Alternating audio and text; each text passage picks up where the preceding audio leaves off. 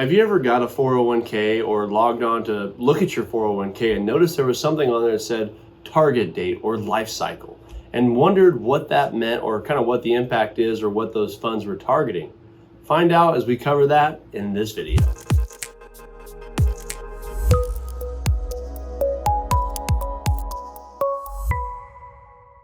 Hello, thank you for stopping by the Financial Beat. For those of you that this is your first time, I'm Logan Sadler, and this channel is really intended for those of you that are looking at different retirement education and different videos that are going into depth on retirement planning, investing, and really that whole world. Today's video, I wanted to talk about target date funds.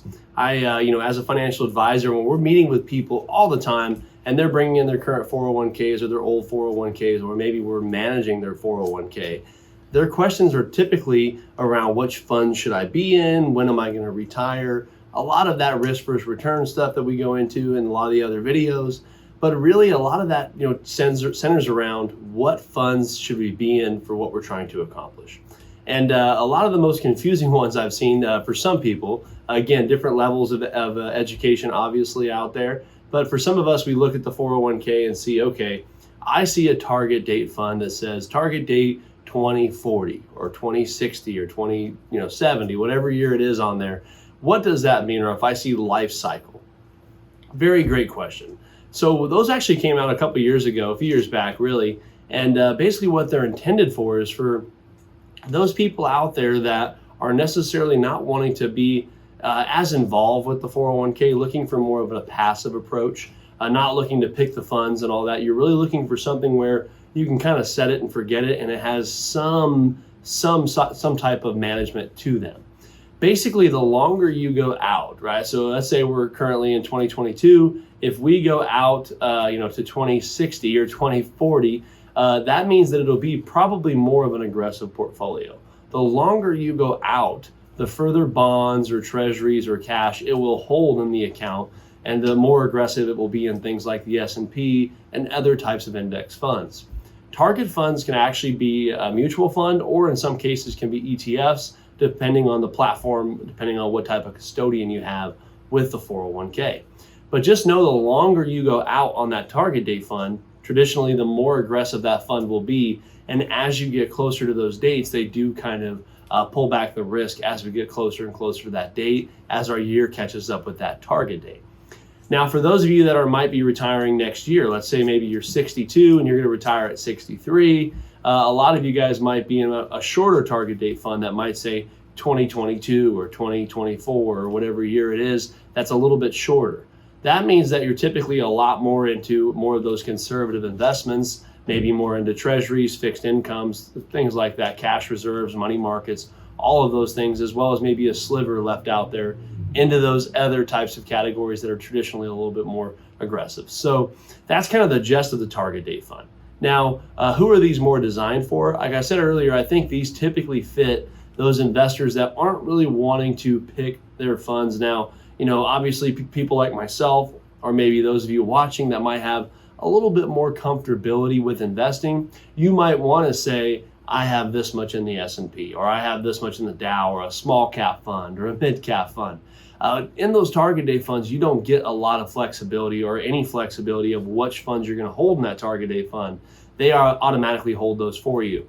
And that would be one of the downsides. But again, it could be great for some of you out there that don't want to manage it or don't really know what funds to be in. So it's a great kind of way to offset that. But again, those of you that are wanting more control over it, the target date isn't typically ideal for having the most control. The other things that in most recent years that I've seen in a lot of the 401ks, a couple of years back, target date funds typically had the highest expense ratio. Now, I've done some videos on this in the past as well, but basically the expense ratio is the cost to manage that fund essentially, or the internal cost for that fund. Target date funds used to be a lot more up there in price, with an internal expense ratio of some of them about 1%, maybe higher in some cases, or maybe lower. Now you're seeing a lot more of the bigger custodians come out with those target date funds that have been significantly reduced and can be a lot more affordable. Typically not as efficient as buying the S&P 500 fund in there with a cost basis or an expense ratio of 0.08, but still somewhere in that range. They're typically pretty competitive, between 1/4%, 0.5%, 75 basis points, kind of in that range. So you want to be really aware of the target date that you're in.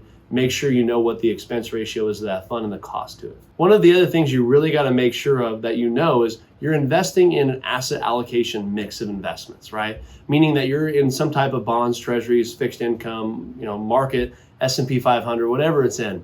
You are investing in those assets. Now, it doesn't necessarily mean that you have a fully managed platform. A lot of people will say, well, I have a managed 401k.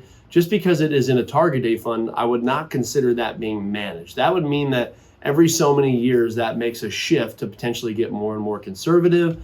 You could say it's a managed platform, but I'll be honest with you, when you look at the grand scheme of things, I don't think it's extremely being actively managed or any type of, they're not shifting funds in and out super actively. So it's very important to know that just that it's in a target date fund does not necessarily mean you have an actively managed retirement account or 401k.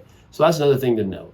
So those are a few different targets about the target date fund, so to speak, and a few different talking points. So for those of you out there, when you're looking at your 401k and you have those 10 or 15 different options, it's very important that you understand where you're putting your money in, picking the right one for your investment risk. Again, sometimes it could be the target date fund, or it might be a mix or a basket of some of the other ones. But make sure you're doing your due diligence or meeting with somebody that understands those. And again, typically more than just a friend or a family member, making sure you're consulting with a financial advisor, or if you're one of those people that feels very confident in that realm, then perfect. You're looking at the right person and yourself, right?